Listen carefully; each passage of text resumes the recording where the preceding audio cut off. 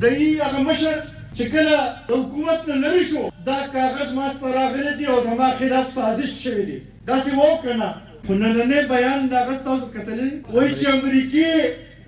سازش مازش هم نه دي کړی امریکې سره جوړه پکار ده او سره ښه تعلق غواړه موږ ته دا تپوس کوو چې دا ستا نننی د بیان ومنو او که نه هغه د 25 مارچ والا ستا بیان ومنو چې په اسلام آباد کې جلسې کې تا کوم بیان ورکړو موږ ستا خبره ومنو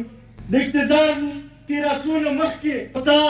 2 کروڑ نوکرو وعده کړې وه د مدینې ریاست جوړولو خبره دې کړې وه د 50 لکه کورونه جوړولو خبره دې کړې وه د نوي پاکستان جوړولو خبره دې کړې وه 4 کاله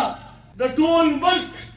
اختیار تا سره و زما خیال د پاکستان په تاریخ کې داسې اختیار چاته نه میلو په هغې 4 کاله کې خو موږ څه فرق ونه لید په هغې 4 کاله کې موږ خلک بېروزګاره کېدل ولیدل موږ په هغې کې کرپشن ولیدلو موږ په هغې کې د خلکو په مسایلو کې اضافه ولیدله خو د یو غریب مسلې حل مو نه لیدو موجوده د صوبایي حکومت چې کوم ترجمانان دي د دې چې کومه پارټي ده 2 کروڑ نوکرو خو هغوی دعوه کړې وه خو زه اوس هم دا چیلنج سره وایم چې د ملي رهبر دور کې چې کومې برتۍ شوي دي هغه ټولې را یو ځای کې د دې د 4 کاله کې بلکې په صوبه کې په 9 کاله کې چې څومره کړي د هغې نه ډبل چې دی هغې نه زیات چې دی هغه مشر کړي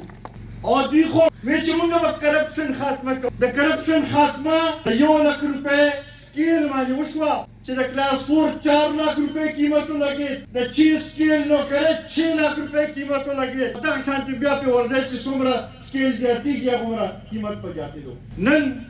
چې ته جلسې کې جلوسونه کې چې دا ګنټه یو نیم ګنټه تقریر کې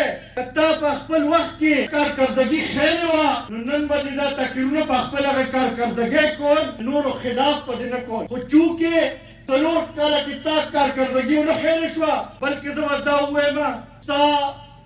د نااهلۍ د وجې نه ملک د قرضو